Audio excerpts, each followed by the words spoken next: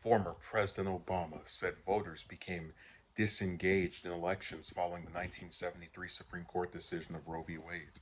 The 50-year precedent which granted Americans the constitutional right to abortion was overturned this summer in a ruling from the High Court.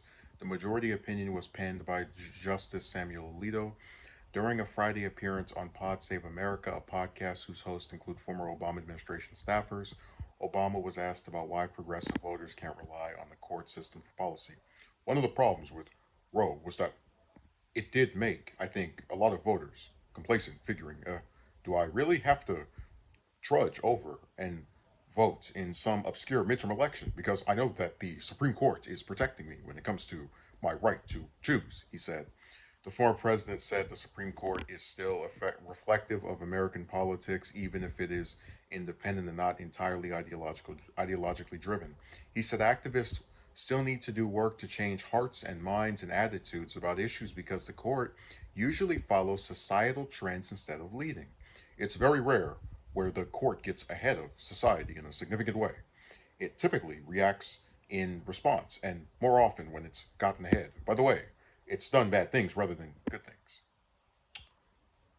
Obama said. He said the court's ruling in Brown v. Board of Education, which ended segregation in public schools, and Roe might be two exceptions, but those issues were not settled after the cases were decided. So there's no shortcuts here. We have to work. We have to get out. We have to vote.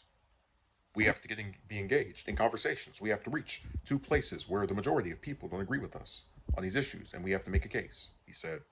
Obama's comments come just weeks before 2022 midterm elections. Democrats, in particular, have campaigned on abortion rights following the overturning of Roe, which has triggered a number of abortion bans throughout the United States. So it's, because I always have to remind myself uh, internally that I'm a small channel. I am not an Obama fan. I've criticized him repeatedly for multiple positions of his.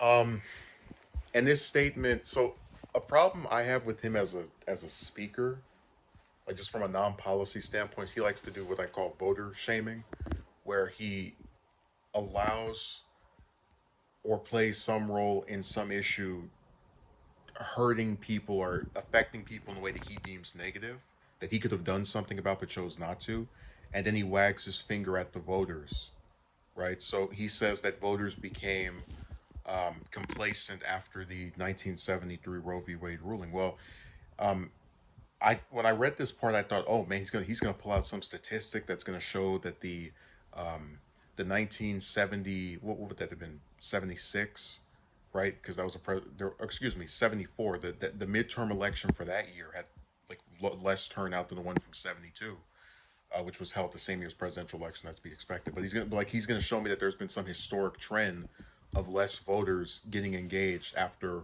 Roe v. Wade was enacted, after it became something that was on the books. Instead, there's nothing there. He makes a claim, no evidence, and I guess it's supposed to be like I always try to explain this to people. Most people that get abortions do not follow the day to day, week to week, even year to year developments of Roe v. Wade.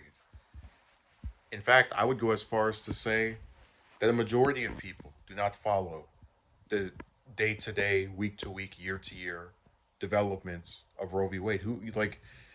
I'm sorry, but I think a lot of voters see a law or see something that has been in law for at up until this summer, 49 years, and they go, well, it looks like that's safe because how else was it able to sustain itself without being codified decade after decade after decade? But if Obama, with his excellent foresight, with his ability to see into the future, if he knew that Republicans were going to do something to overturn it once a majority of the justices on the Supreme Court were conservatives, wouldn't he in his 8 years in the White House have done something to beat them to the punch, such as codifying Roe v. Wade? You know, you would think, right? If he has this excellent foresight, voters shouldn't just expect things to be permanent.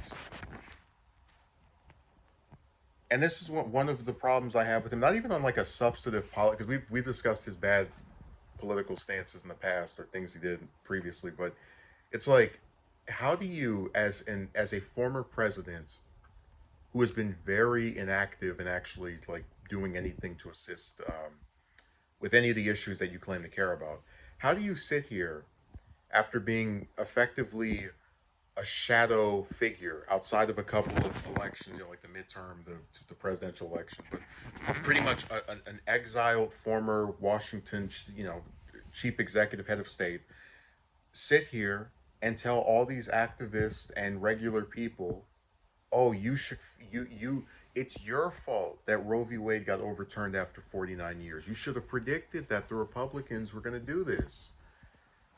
You the person with no power, you should have made sure that this law that this became a law, was codified to where the Supreme Court couldn't get rid of it if they wanted to anytime they wanted to. It's not the fault of the Democrats who had uh, the House, Senate, and the presidency when I came into office and for my first 2 years. No, it's you, the voters. It's your fault.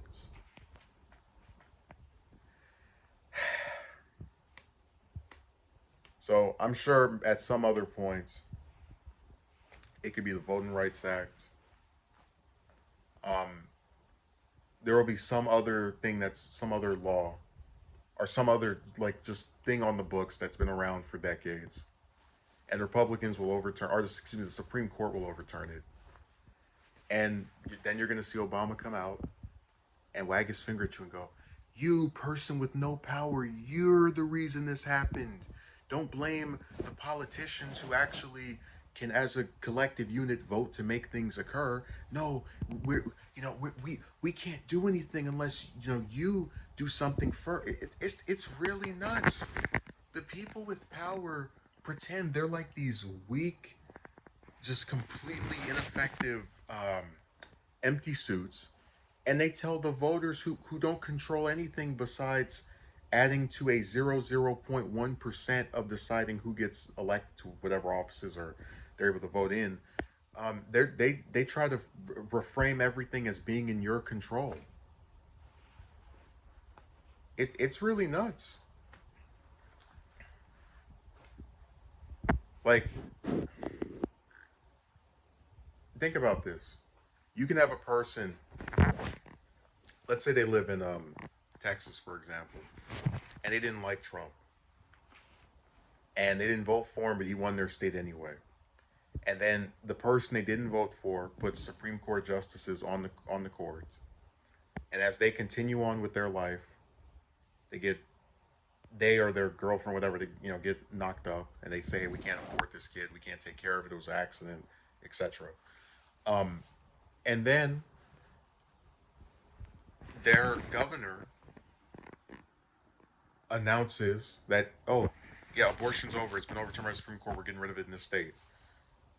And then their former president, who's been out of office for what, 6 years at this point, says it's your fault because in those midterms that were held back when you were like 10, 12, 14, you should have voted for and like made some big activist gamble to keep a law around that had been around for decades, to even longer than you've been around, because you should have had the foresight to know that Republicans were going to block my Supreme Court justice and then put conservatives on the courts where they had the majority to do something like that. Like, it's nuts that everything is like. I'm just going to leave it like this. If you listen to him, politicians, specifically the ones that claim they're on your side, right? These pro-abortion Democrats, they're to blame for nothing. Every time something happens, they need you to donate to them. They need to wag their finger at you, and they never take any criticism for being useless.